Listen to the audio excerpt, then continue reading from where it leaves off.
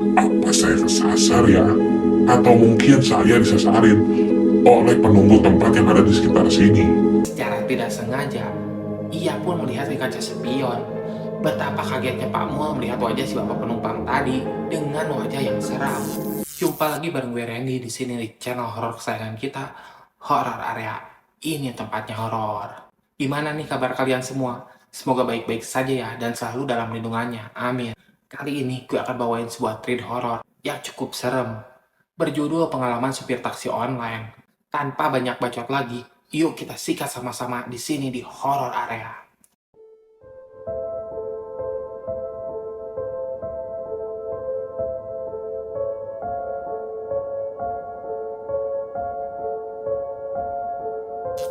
Kejadian ini adalah pengalaman nyata dari salah satu teman saya yang bernama Mulyadi. Tapi biar lebih gampang, kita sebut aja dia Mul atau Pak Mul. Beliau sudah lama berprofesi jadi supir taksi online yang sekarang lagi barak banget. Dan ini salah satu cerita yang ia ceritakan kepada aku kala itu. Hari itu orderan hampir sama tuh. Kayak hari-hari lainnya, sepi. Sehari paling dapat 4-5 orderan. Dalam hati pun ia berkata, aku pulang aja ya. Tapi mau pulang juga masih siang. Pak Mul pun berubah pikiran tuh dan berkata dalam hati, siapa tahu kalau agak maleman ada orderan masuk. Sebelum lanjut cerita, bagi kalian yang punya cerita horor dan ingin dibacakan di sini di Horror Area, kirim cerita kalian ke DM Instagram kami. Linknya di bawah ini. Ya, terima kasih. Kami tunggu ya ceritanya. Jam sudah menunjukkan pukul 9 malam. Karena ia merasa belum cukup nih uangnya yang didapat untuk dibawa ke rumah. Ia pun memutuskan tuh untuk melanjutkan stay sambil nungguin orderan dan berharap ada orderan masuk. Lumayan lah pikirnya kalau ada tambahan 1-2 orderan nih sebelum pulang.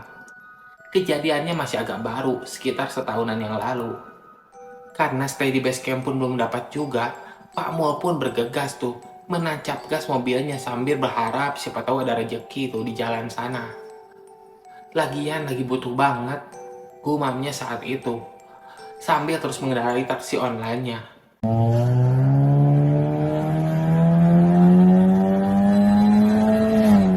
Tiba di sebuah jalan yang agak sepi dan keadaannya sekitar tersebut lumayan gelap tuh. Terlihat satu rombongan yang kelihatannya adalah sebuah keluarga. Salah satu dari mereka pun melambaikan tangan tuh. Karena gak berpikir negatif apapun, Pak Mul pun akhirnya berhenti dan menepi mendekati keluarga tersebut. Spontan Pak Mul pun berkata, Ada apa, Pak? Mungkin ada yang bisa saya bantu. lalu lelaki yang saya anggap itu pun dari bapak keluarga tersebut berkata, Mas bisa antar kami pulang. Kami kemalaman nih, habis dari rumah saudara. ungkap sang bapak tersebut sambil sedikit memelas. Tapi saya order taksinya nggak pakai aplikasi di HP ya, Mas. Bisa nggak? HP saya baterainya habis. Tadi lupa dicas. Pak Mul pun mengiyakan karena dalam hati ia kasihan. Udah kemalaman ditambah jalanan sepi. Hitung-hitung nolong orang juga kan, gumamnya dalam hati. Lagian dibayar juga. Jadi sambil menyelam minum air, pikirnya saat itu sambil tersenyum karena akhirnya dapat orderan juga. Maaf, Pak. Ini mau diantar kemana ya, Pak? Oh iya, lupa, Mas. Lupa saya bilang. Ke alamat ini ya. Nggak usah disebut alamatnya. Gak enak kalau disebutin. Setelah tahu alamatnya, betapa gembiranya Pak Mul kala itu. Karena jarak yang ditempuh ke alamat tersebut lumayan katanya. Tarifnya juga pasti bakalan bikin seger tuh. Gumam Pak Mul dalam hati. Setelah semuanya naik, mobil pun melaju dengan kecepatan yang sedang-sedang saja.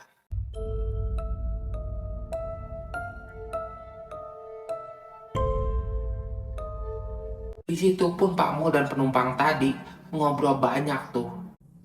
Oh iya, Mas. Baru ingat. Ongkosnya berapa ya? Kalau sampai ke alamat tadi. Sekian, Pak. Maaf agak mahal karena udah malam. Tarifnya agak beda dari siang hari. Gak apa-apa, Mas. Lagian kasihan si Masnya. Jadi kami repotin buat nganterin kami. Mana jauh lagi lokasinya. Gak apa-apa kok, Pak. Udah resiko kalau jadi supir harus nganter kemana aja. Sesuai alamat customer. Maaf, Pak. Kalau boleh tahu keluarga ini habis dari mana ya? Kok bisa kemalaman kayak gini? Ini, Mas. Saya dari keluarga saya tadi ada undangan dari saudara saya. Ada yang nikahan. Buat keterangan aja, keluarga tersebut terdiri dari sepasang suami istri yang sudah agak tua. Anaknya satu cowok, satu lagi cewek.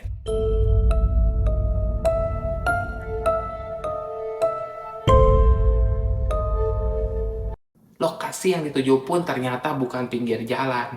Kayak masuk lagi ke perkampungan warga yang lumayan gelap tuh. Ngeliat kondisi rute jalan yang dilalui Pak Mul, ia pun mulai kepikiran. Jalannya kok gini banget ya, penerangan juga minim. Gimana nih saya pulang? Takutnya kalau pulang ada begal sepi gini. Habis deh gue.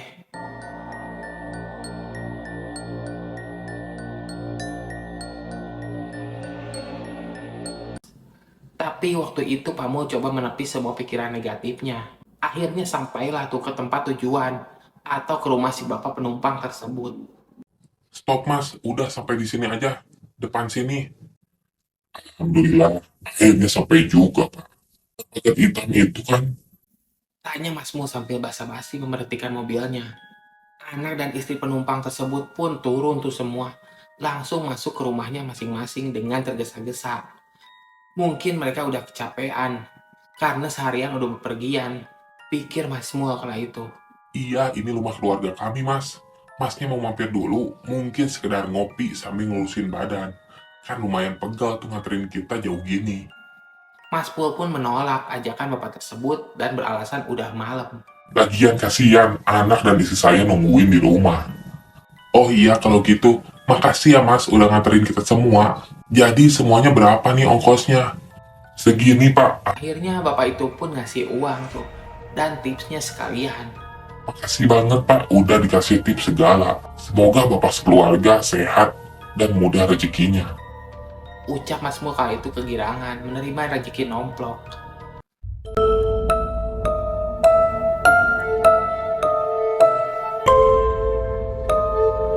Setelah itu, Mas Mul pun mulai memutar balik mobilnya dan beranjak pulang kembali menuju ke area kota. Di tengah perjalanan, masih sekitaran dekat rumah bapak penumpang tadi, ada satu warung kopi yang masih buka. Karena Mas Mul agak pegal dan memang agak ngantuk plus lapar juga, akhirnya Mas Mul pun berhenti tuh di warung kopi tersebut. Seperti pada warung kopi pada umumnya, di sana tuh banyak gorengan kayak bakwan, tahu goreng, ubi goreng, yang masih anget ngebul semuanya tuh.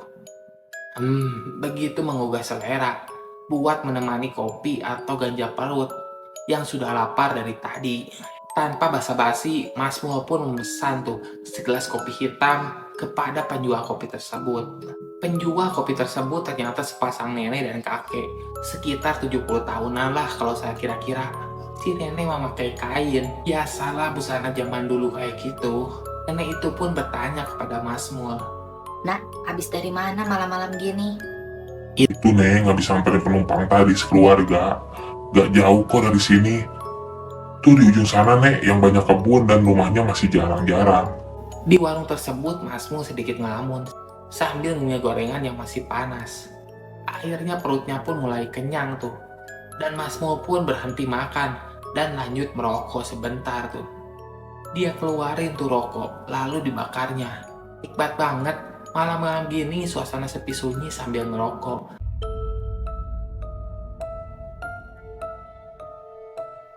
Gak lama kemudian, datanglah sang kakek penjual kopi tersebut menghampiri Mas Mul. Kakek tersebut mengajak ngobrol Mas Mul ngalor ngidul.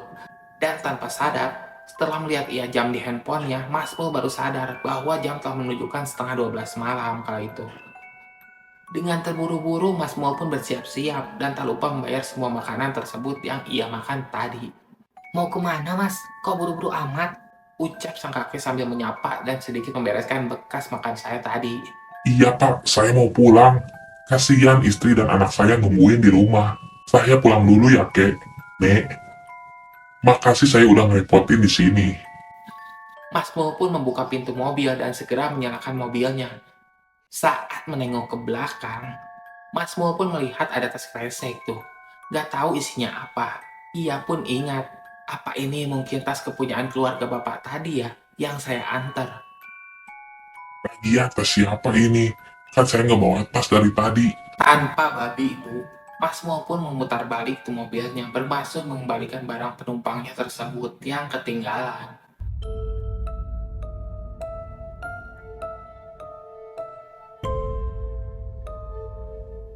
Sial, mana udah malam, harus masuk lagi ke sini. Mana serem juga lagi jalannya, minim penerangan pula. Pikir Mas Mul kala itu. Beberapa saat pun ia tersadar. Kok nggak ketemu ya rumahnya? Padahal saya yakin jalannya tuh sini tadi. Mas Mul pun akhirnya bengong sambil sejenak berucap. Apa saya kesasar ya? Atau mungkin saya disasarin oleh penunggu tempat yang ada di sekitar sini?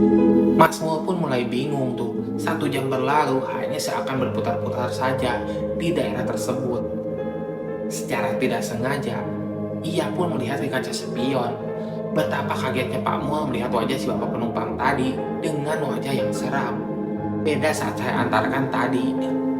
Si bapak penumpang itu pun tertawa sambil bilang, Mas, mau kemana? Mau balikin barang saya ya?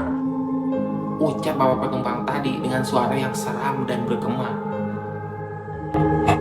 Hantu! Pak Mul pun teriak sambil berusaha menginjak gas mobilnya. Namun rasanya mobil itu seperti tertahan. Aneh banget pikir Pak Mul kala itu.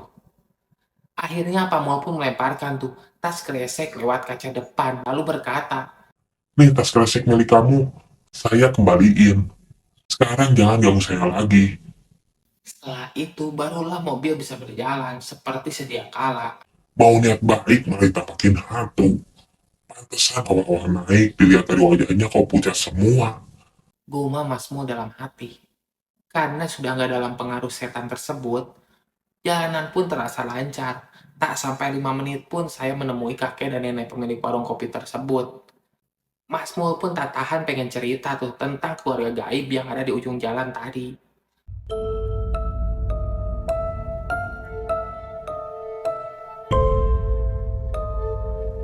Mas, kenapa kau muncul lagi dari sana?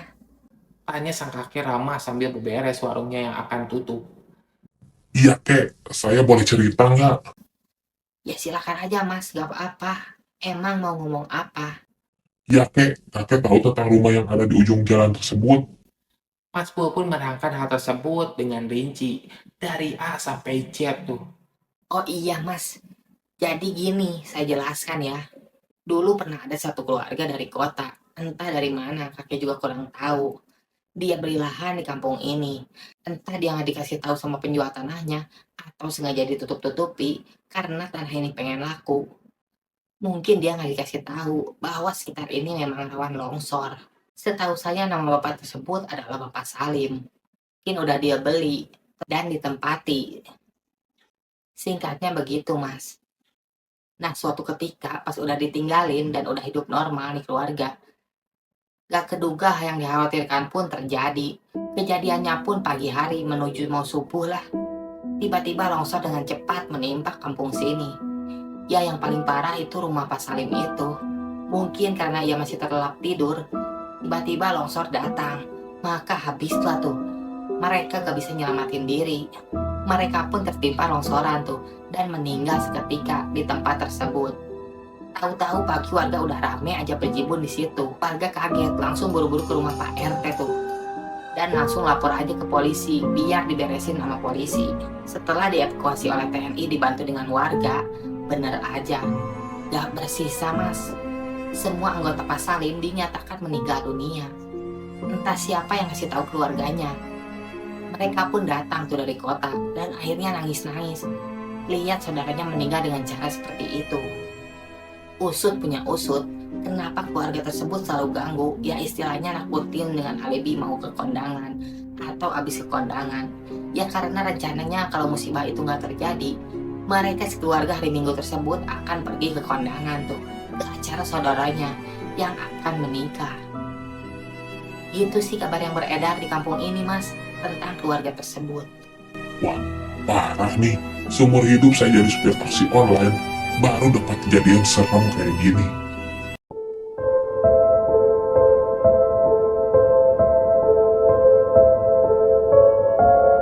Setelah saya jelas mendengarkan cerita sang kakek tentang hal mengerikan tersebut, saya izin pulang kala itu. Alhamdulillah nggak ada kejadian horor lagi tuh setelah itu.